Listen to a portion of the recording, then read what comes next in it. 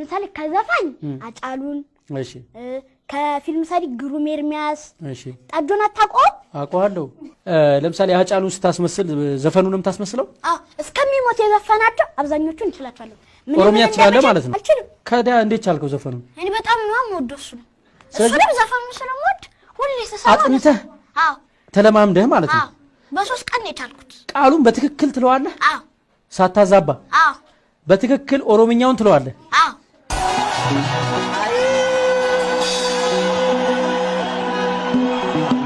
jirtu masangama lafambatu talba faca fatati nuti dune tokkonta'u wal gaggala fatati emule abora borri dolamale mal goti korri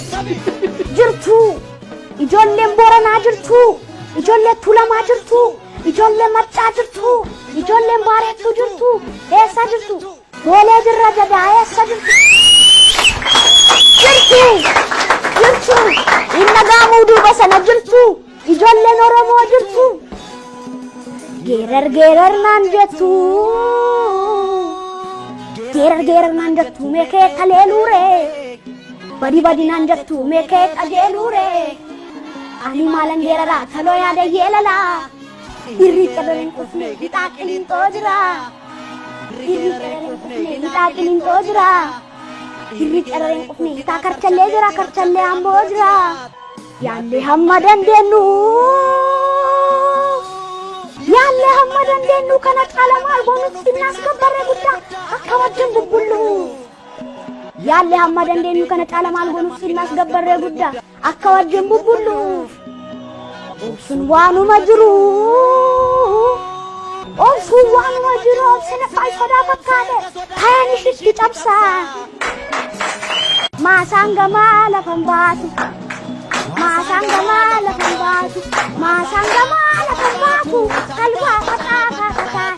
talba facaafataati nuti duunee tokkonsaa'u wal kan galaafataati eemmulee aboora boori galamalee maalootti boori qabi